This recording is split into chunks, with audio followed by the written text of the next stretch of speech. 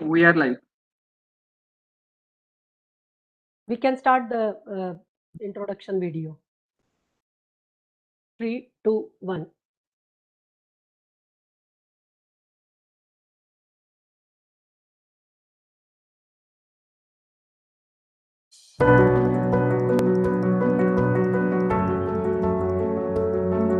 There are followers, there are leaders, and then there are visionary.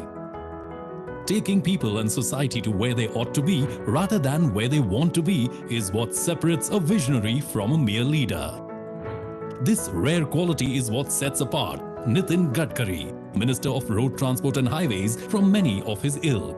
Born in 1957 into a free-thinking agricultural family, Nitin Gadkari at heart has always been a social worker inspired by the RSS founder KB Hedgewar's ideals of humanity and nation building. Taking off as a Minister of the Public Works Department in 1995, Nitin Gadkari made groundbreaking changes in the speed the city of Mumbai traveled. So impressed was the then PM Atal Bihari Vajpayee ji with Gadkari ji's performance as PWD Minister that he offered him a responsibility of weaving road nets in the whole of rural India. The outstanding Swarnim Chaturbhuj Yojana, of which Shri Gadkari ji was the chairman, is the culmination of these efforts. 55 flyovers dotting the city have made commuting in Mumbai much easier than ever before. The foundation for the magnificent Bandra-Worli Sea Link was also readied during this time. The jewel in the crown of Maharashtra, India's first expressway, the world-class Pune-Mumbai Expressway, is also a futuristic project imagined and brought to fruition by Nitin Gadkari. Connecting over 13,000 unconnected villages with an all-weather $100 million USD project is another feat accomplished by this far-sighted visionary. Nagpur, his hometown, has seen first of its kind double-decker bridge, an innovative beautification of flyover using local artists and painting of great political and social leaders was added attraction. Ajni Intermodal Station will have connectivity between long-distance buses, city buses, railways, metro and indirect link with city airport. Nagpur Broad Gauge Metro, which is a commuter rail project planned for Nagpur city and extending up to adjacent areas of Wardha, Narkhed, Ramtek, Bhandara and Chhindwara. World-class institutions like IIT, IIM and AIIMS emerge and thrive under his watchful gaze. This is in addition to the over 1,000 Ekal Vidyalayas that go a long way into molding the future tribal generations. Performing over 10,000 successful heart surgeries is another stupendous achievement in his illustrious career as a warm-hearted do-gooder. The city of Nagpur is the first city to explore alternative biofuels for transport. These include bio-CNG buses. His innovative idea of India's first of its kind CNG-run tractor has proved to be farmer-friendly, cost-effective and helping in reducing air pollution. In a historic push for biofuels, Gadkari ji is introducing flex engines which will run on 100% ethanol, directly providing additional income to farmers and the agricultural sector. Sanskritik Mahotsav, motivating local artists to go nationally. Krida Mahotsav, supporting local sportsmen to showcase their abilities and motivate them to go nationally and on Olympic level. Projects like AgroVision are helping farmers with latest technologies and practices. His idea of using sewage water for power generation, use of ethanol as fuel have added a whole new dimension to the city's development program. As India's current Minister of Road Transport Highways, he has re-energized the whole sector with his clear vision. With more than 40,000 kilometers of national highways constructed in the last 7 years, 60,000 kilometers of new roads under his supervision are being constructed. The speed of road construction from a mere 3 kilometers in 2014 has grown to 40 kilometers in 2021. The dazzling Delhi-Mumbai Expressway has set 4 new world records with 12,500 cubic meters of concrete being laid down on the 4-lane stretch of 25.4 kilometers. These world records are as follows. Highway construction rate at 37 kilometers per hour. Construction of 2.5 kilometer long 4-lane concrete road near Vadodara at Delhi-Mumbai Expressway in 24 hours. Laying down of 26 kilometer long bitumen road at Solapur-Bijapur section of NH52 in 21 hours. A 50% growth in the length of the national highways in the last 7 years of the NDA government is a monumental achievement. The figures went up from 91,287 kilometers to 1,37,625 kilometers. Going further, INR 3.32 lakh crore is allotted for 22 greenfield expressways, initiated by the bridge building messiah, as he is fondly referred to. Bharatmala and Sagarmala, two world-class access-controlled expressway projects led by Nitin Gadkari, are presently in various stages of construction. The Bharatmala project seeks to eliminate the perennial road traffic movement imbroglio across the country. With Nitin Gadkari taking charge, India's much maligned logistics sector has also metamorphosed from a point-to-point model to a hub-and-spoke model. This multimodal transport system integrates railways, highways, inland waterways, and airports.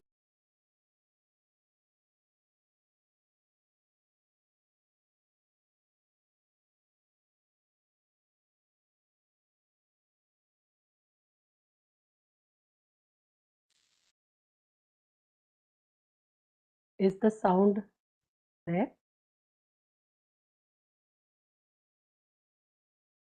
Hello?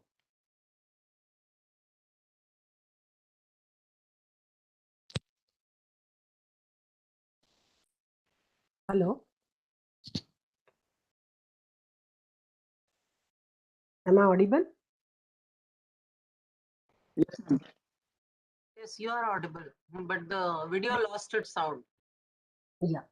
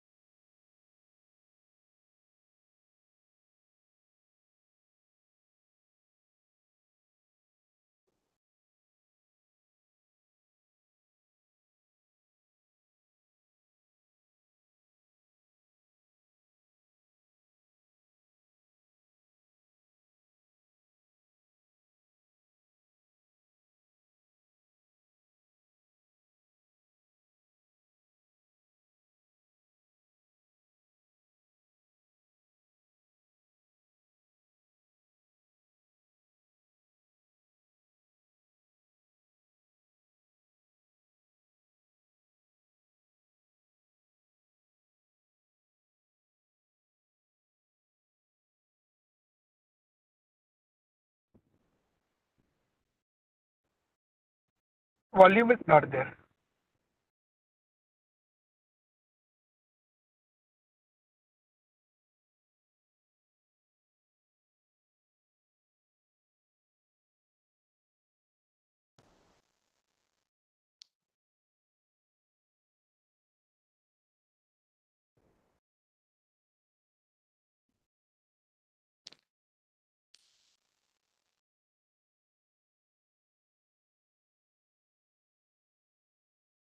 There's no sound, ma'am. Yeah. Hello, test. I'm audible? Yes. Yeah, Honorable Sir has arrived. You can start. Yeah. Good evening and welcome to Bombay Management Association's Management Week, which is generally celebrated in the month of February. Today we have a leader speak, and leader is none other than Honorable Minister Shri Nitin Jairam Gadkari, Honorable Union Minister of Road Transport and Highways, Government of India. Sir, we welcome you along with all past presidents of Bombay Management Association, executive committee members of Bombay Management Association, director of Jabnalal Bajaj Institute of Management Studies, who are our partners in this, faculty colleagues from all the management institutes, members of Bombay Management Association, and attendees of this webinar. Today we have with us Shri Nitin Gadkari, In the BMA Management Week Leader Speak session, we have requested the Minister to speak on what business leaders need to focus on to get the country on fast track in the coming 5 years. Sir, we welcome you and request you to start your oration. Thank you.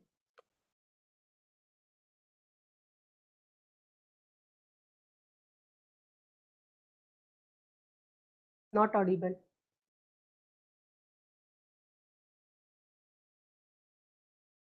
Hello. Yeah. Is it okay? Yes, it is audible now. Namaskar. Dr. Kavita Lagate, President. Professor Mani, immediate past President. Mr. Rajesh Sharma, Vice President. Mr. Prashanti Reddy, Secretary. Dr. Kiran Yadav.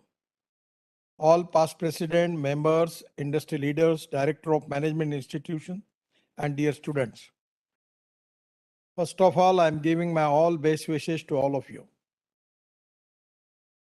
Friends, India is one of the fastest growing major economy and is currently ranked as the world's sixth largest economy. Along with the fast-paced growth, we also strongly believe that society should be livable and sustainable for all.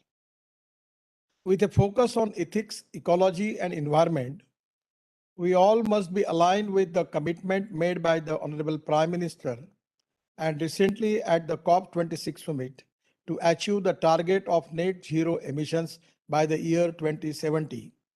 Protection of ecology and environment must be the way of business and mission of life for all of us.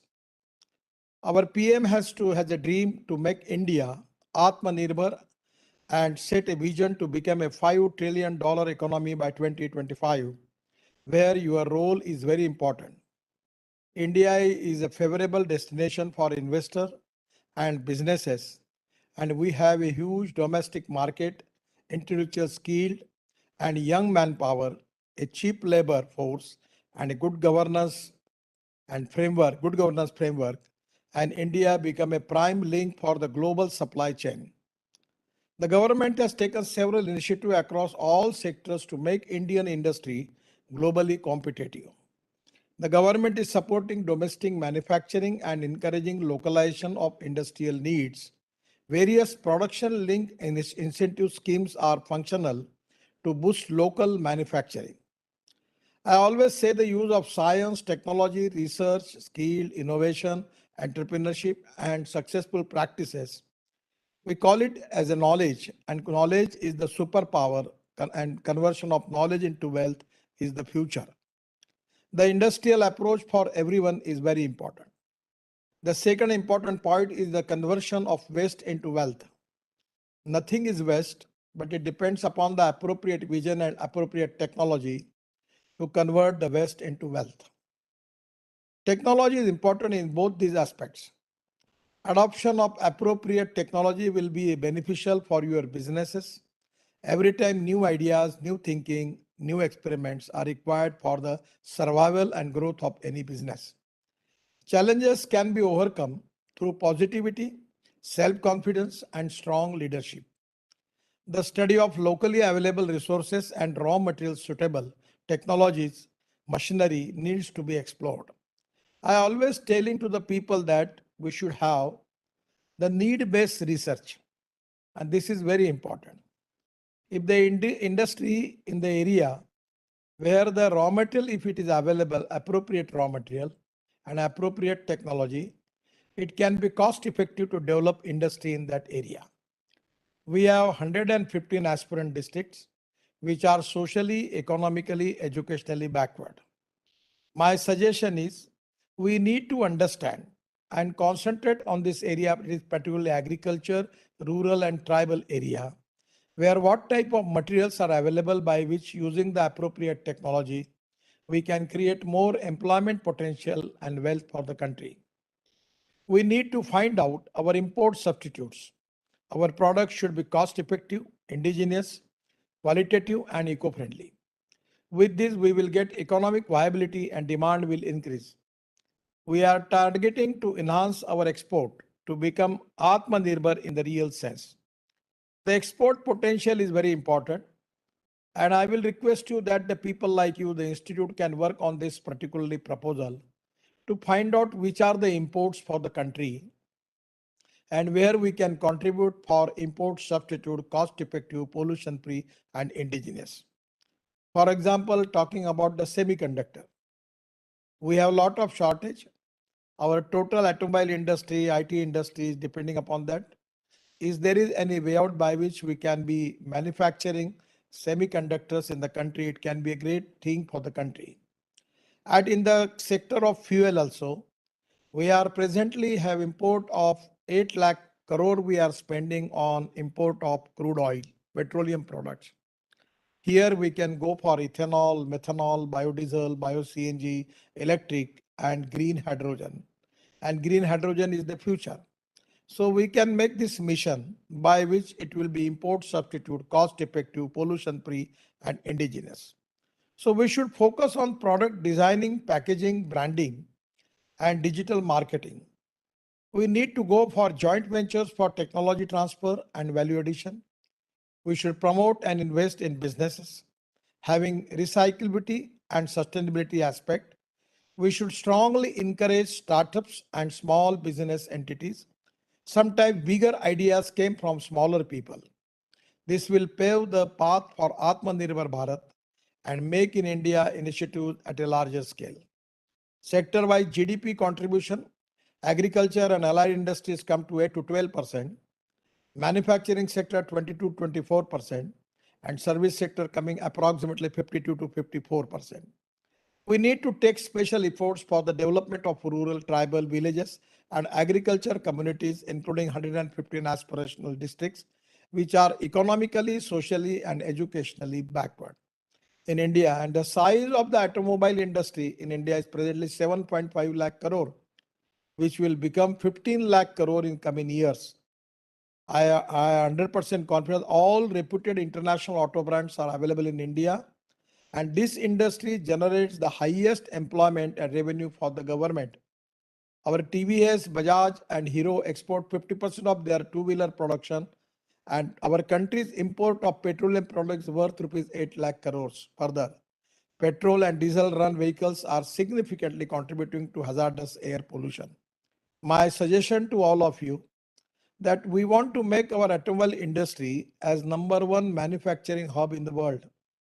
And because of scrapping policy now, which already launched by my department, that there will be copper, aluminum, steel, rubber and plastic, where these are the recycling material which can be available very cheaply, and we can reduce the cost of cars, automobile cars and their components by 20 to 25%.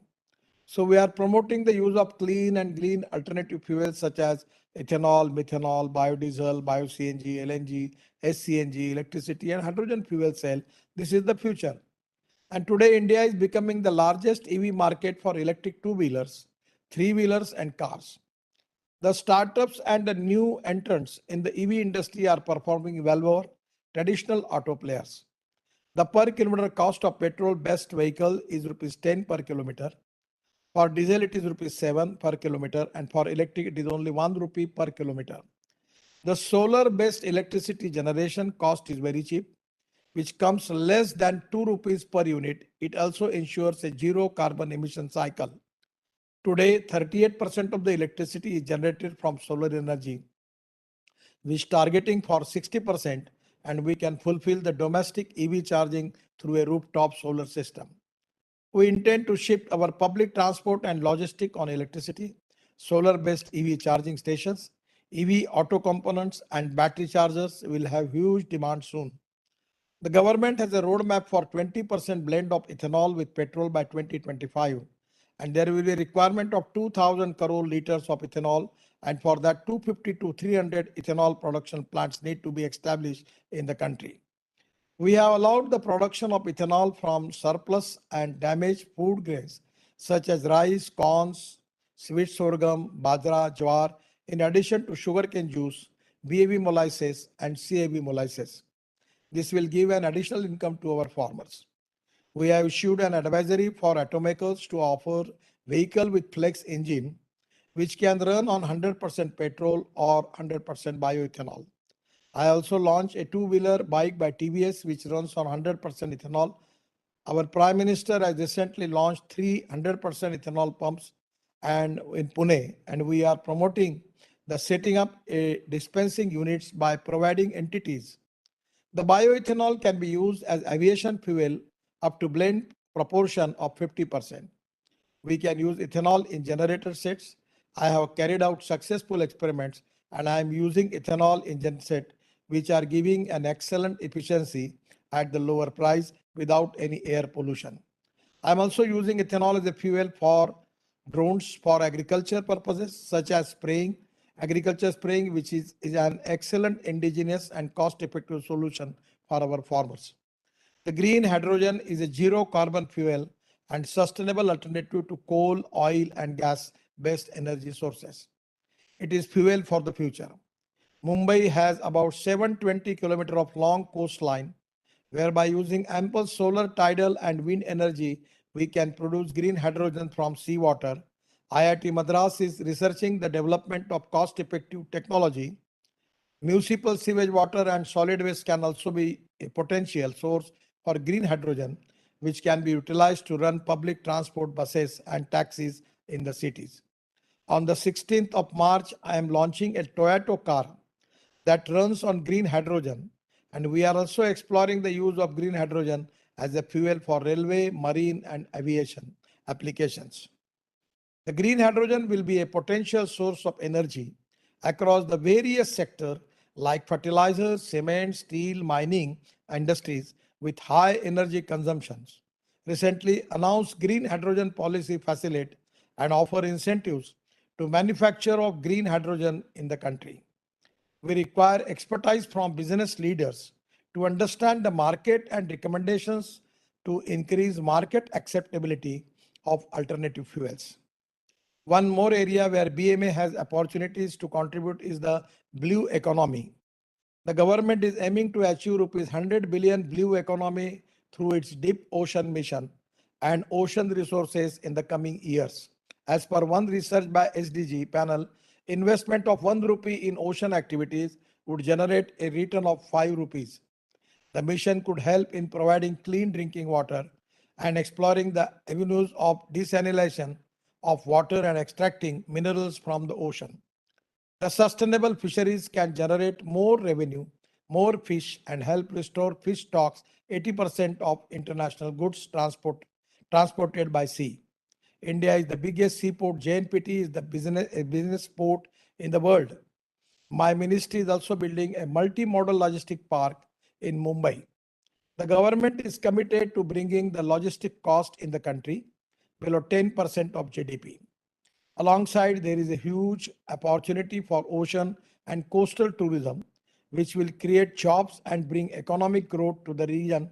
Infrastructure development plays an important role in fulfilling our vision of making India a superpower economy by 2025.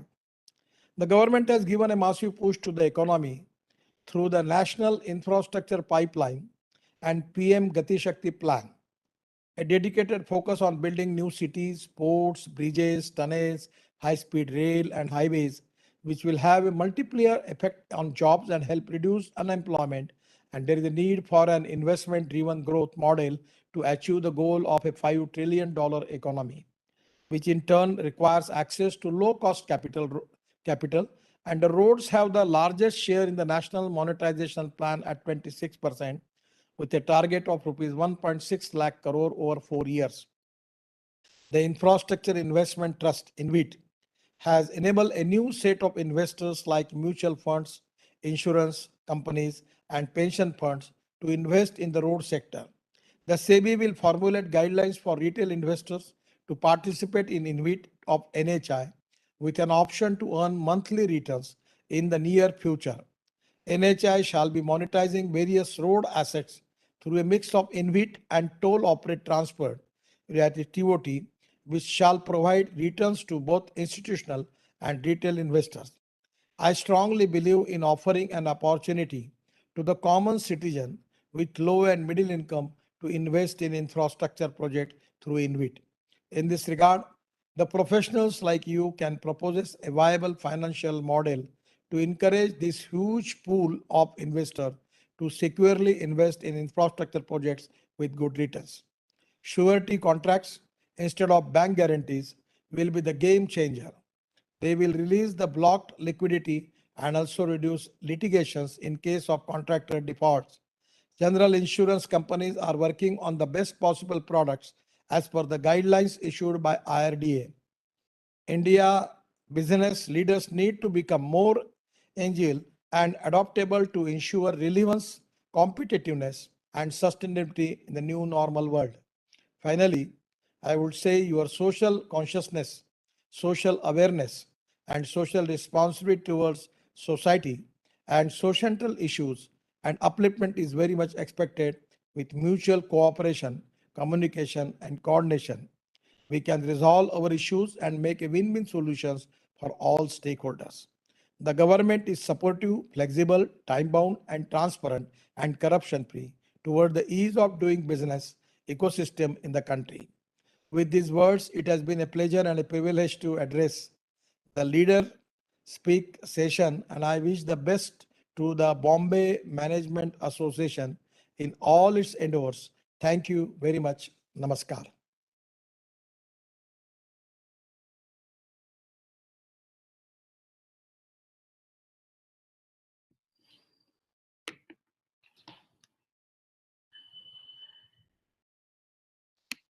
Ma'am, you are on mute. Please unmute yourself. Thank you. Thank you very much.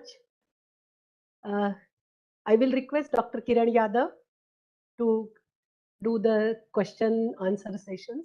So which we have already received from the participants. Over to you, Dr. Yadav. Good evening, sir. I think that was one of the fastest 15-minute MBA module that one could go through across all aspects of management, covering every small detail of not just a vision, but how to put it into action. Sir, your unique personality, strengths of leadership skills, entrepreneurial approach, and business acumen in a government setup is very rare.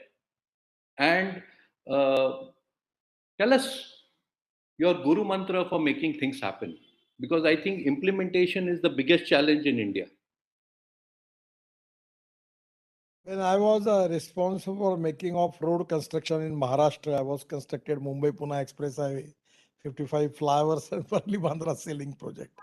At that time, we don't have money. We are facing crucial problem. At that we reject the proposal of Reliance for making Mumbai-Pune Express Highway that costing 3,600 crore.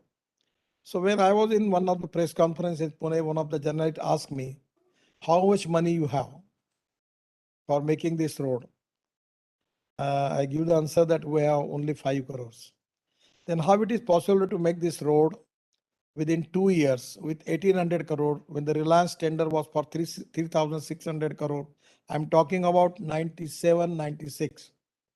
So you as a leader talking anything, actually he was telling me in the sense that I'm talking nonsense. So it will never happen. So I just give him the answer that if there is a will, there is a way. And if there is no will, there is only survey, discussion, seminar, committee, subcommittee, and research group. First of all, the strong political will is very important. Without that, you cannot succeed. The second important thing is you need out-of-box thinking, innovative approach, and commitment for the country and the society. That is equally important. The third mantra of management is teamwork. I'm always telling to people that A person work A square and B person work B square. The total work is A square plus B square. But when A and B comes together, thinks together, work together as a teamwork, the answer is A square plus B square plus twice AB. And this twice AB is a result of collective team spirit. Then transparency, corruption-free system, and fast-track decision-making process. These are the very important things which already I have experienced in my government tenure. And I feel that India has got a huge potential. We are a rich nation with a poor population.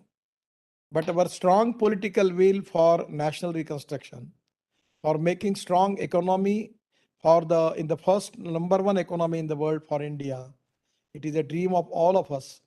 If we can march ahead toward this mission, I feel that it can be possible. I'm not an engineer, neither I am a management expert, neither I am a chartered accountant. I'm not an engineer, but we have 3 world record. We have constructed 38 kilometer per day road construction of national highway. It is coming now as a world record. We have constructed 2.5 kilometer cement concrete road, that is of 2.5 kilometer 4-lane cement concrete road in Mumbai Delhi Express Highway in 24 hours. And we have constructed the 26 kilometer single lane bitumen road between Bijapur and Solapur within 22 hours. These are the 3 records. I always, it's the credit going to me, people are giving me the credit, but that is not my only credit. This is the credit of the teamwork. All the contractors, the engineers, they are working hard. And we are working as a team. So definitely India has got the potential and we can make the miracles. The people like you who are the management expert, who can train the people for the with the futuristic technology for the country, that who can deliver the extraordinary work for the country. I feel that this can be possible with your training, and the new young talented people can make the miracles. They are actually the citizen of the India, not the future generation, but they are the presently the actually leaders of the country and citizens of the country. So if you are going to train them, they can contribute more for the country what we can do. Right, sir. You've spoken like a true management and business leader, and that leads me to the questions that several members have put across, saying that, for success, the first important thing is to be set on the right path. And as you just mentioned, the several kilometers of highways, expressways, flyovers, and infrastructure that you've created in your limited tenure. Okay, what success are you think this is all leading to? Actually, I'm not thinking seriously about anything. When the challenges are there, I always talking to the people that there are some people who convert problems into opportunities, and there are some people who convert opportunities into the problems. I always accepting every problem as a challenge, and my strong political will and my commitment for the society and the country always inspired me and motivate me to fulfill that dream. I'm a very common man. Neither I'm an intelligent student, neither I'm an engineer, neither I'm a chartered accountant.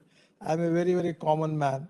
But my strong political will towards the country always inspired and motivate me to do something more for the country. And that is exactly the spirit behind my work. Thank you so much. Actually, sir, when we look at you, I think all these qualifications rolled into one several times would make a small fraction of Mr. Nitin Gadkari.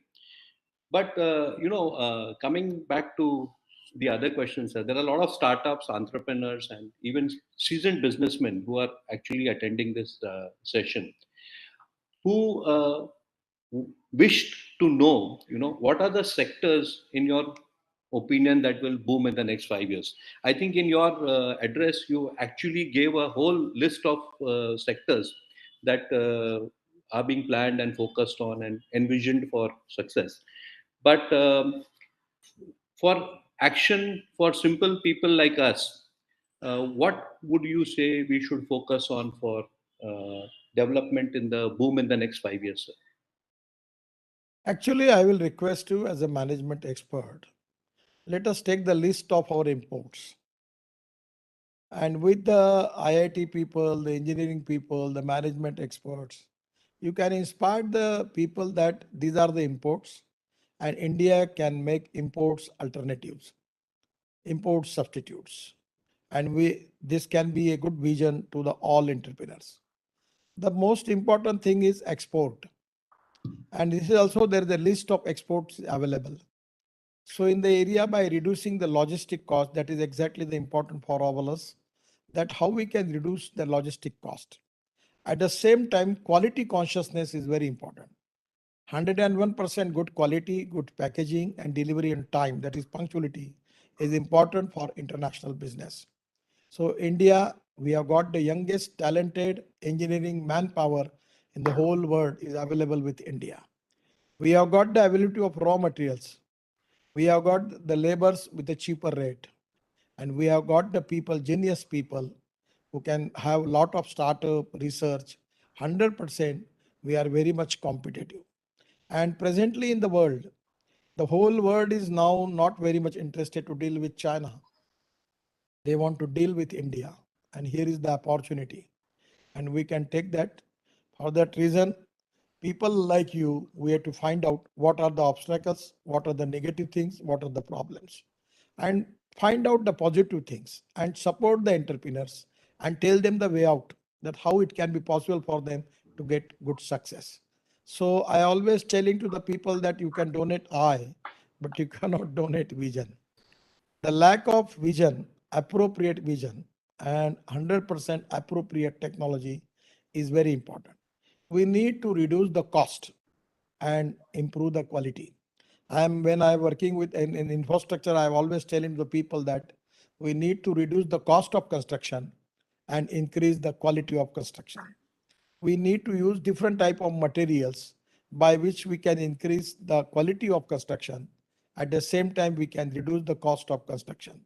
The new innovation, new research, new successful practices, new materials are very, very important. And the people like you are working though in a management field, but there are a lot of startup and young talented engineers who are doing a lot of research. So you can give them exposure and giving opportunity to the people that they can accept this type of technology by which they can make the good products and making more export for that. So somewhere exactly today for Atmanirbhar Bharat, we need that we should increase our export and reduce our imports. I will request you one thing that you should give the priority for the agriculture, tribal and forest area. There are a lot of technology in IITs, institution, different, there is a lot of technology available. So you should think about the 115 aspirant districts and rural and agriculture and tribal India, where we need more growth, more employment potential. And that is exactly without that, we cannot make Atmanirbhar Bharat. So strongest thing which we need that how it can be possible for us to develop more growth in the backward area and where people like you can contribute more. So these are the priorities. Somewhere we need to make more emphasis on that. Somewhere we need new technology. Somewhere we need expert vision. Somewhere we need decision-making process. Somewhere we need to tap the export potential. And somewhere we need to have the import substitutes. That is exactly the line. And the people like you who are constantly working on all these lines, 100% you can give the good solution for the people and the entrepreneurs. I think that's extremely elaborate, sir. Thank you so much. And you've already mentioned that zero emission 2070 and the philosophy of waste to wealth. I mean, it's all imbibed into your vision and thinking. You know, the whole purpose of setting on the right path. I think you very Sir, elaborately. I will request you as a management institution. We have a lot of sewage water. We are now taking that water to the sea and making polluted. My suggestion is from that recycling of that water with solar top and windmill, we can make a green hydrogen, and we can be a green hydrogen and be a future for the country. It can resolve the problem. Even in the seawater, with the floating solar panels, we can make green hydrogen. So these are the new avenues also where the Mumbai needs. I feel that the need-based research is very important. So as far as the Mumbai, actually I was 18 years in Mumbai as a MLA, MLC. I got appointed to construct Worli Bandra ceiling project, 25 flyovers, Mumbai Pune Express Highway. Presently, I'm not in Mumbai, but I have attachment for Mumbai. So you can find out how we can make sustainable to Mumbai. how we can make pollution free, air pollution, water pollution, and sound pollution free Mumbai. How we can improve particularly the pollution, water pollution in the sea. How we can convert Miti Nadi. When I was a minister for water resources, I prepared the report for changing the Miti Nadi river at that time. So somewhere this type of small problems, if you can give a good technological solution with the economic viability, it can be a great thing for the Mumbai. So my emphasis is the area where we are. We need need-based research. What are the availability of raw material? What are the problems? What are the needs? On the basis of that, if the technology is there, it can be a win-win situation for all the stakeholders. Yep.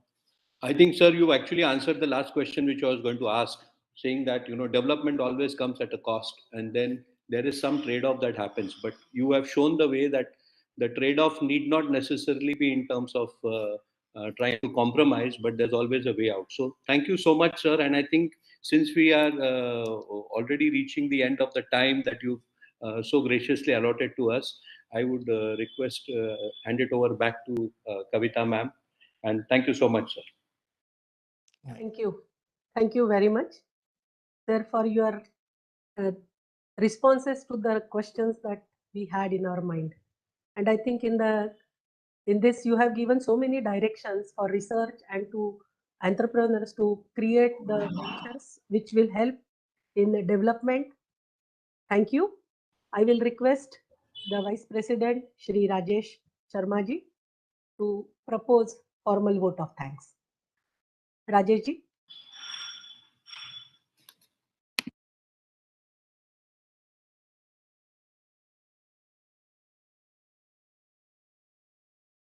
Rajesh, you are on mute. You are on mute. Sorry. I am take this opportunity to thank the Honorable Minister who has taken up time and to enlighten the members and participants in this session. I also thank the past presidents and the current president and the executive members who have attended this session, and the BMA secretariat who has relentlessly worked for making this session a success, and also the office of the minister who has been very graciously, they have been coordinating with our office to make this session successful. Thank you very much all for attending this session. Thank you. Namaskar.